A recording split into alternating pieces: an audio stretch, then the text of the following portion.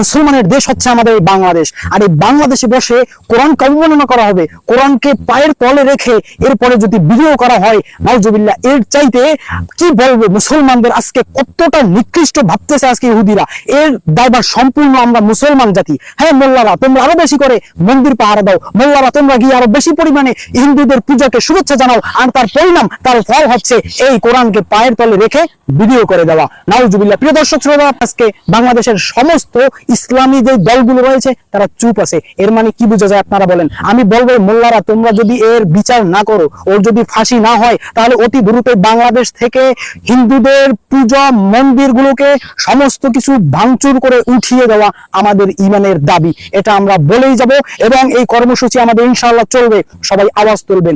বাংলাদেশ হচ্ছে মুসলমানের দেশ, বাংলাদেশের 90% মুসলমান। আর এই বাংলাদেশে বসে যদি কোরআনকে এভাবে অপমান করা হয়, তাহলে ইসলাম কোথায় গিয়ে এখন বর্তমানে পৌঁছেছে আপনারাই বলেন। প্রিয় দর্শক শ্রোতা, এটি সম্পূর্ণ মোল্লাদের দায়ভার। আমি বলবো, তোমরা হিন্দুদের কাছে গিয়ে এত একটা ভোটের জন্য তোমরা এভাবে করতেছো, কিন্তু ওরা আমাদেরকে আজকে ছোট ভাবতেছে, নরম ভাবতেছে, যে বলতেছে মুসলমানের বড় বড় যে আলেমরা আছে, হুজুররা রয়েছে, মোল্লারা রয়েছে, এরা তো আমাদের কাছে আসতেছে, যার কারণে এই সুযোগটা ওরা পেতেছে, ওরা আমাদেরকে ছোট ভাবতেছে। আপনারা আমাদের ইসলামটাকে অনেক অসম্মানই করতেছেন। একটা ভোটের জন্য আপনারা কত কিছু করতেছেন, কিসের জন্য? হিন্দুরা বুঝে আসে না। এই জন্যই বলি, বর্তমান রাজনীতি নোংরা রাজনীতি, আমরা পূর্বে বলে এসেছি।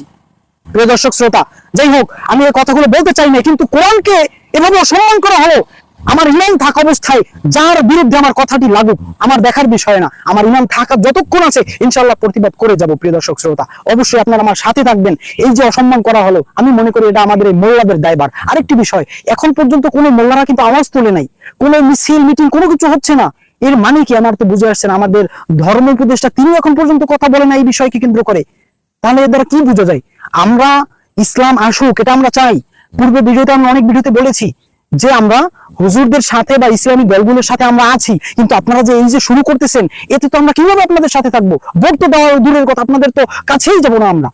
আপনারা অতি দ্রুত, আমি চাই অতি দ্রুত আপনারা এই বিষয়কে কেন্দ্র করে ওর ফাঁসি আমরা চাই, ওর ফাঁসি দিতেই হবে বাংলাদেশে বসে, যদি আপনারা ক্ষমতায় যেতে চান বা আপনারা যদি ইসলামী দল হয়ে থাকেন। বিএনপির কথা একটু বলে নেই।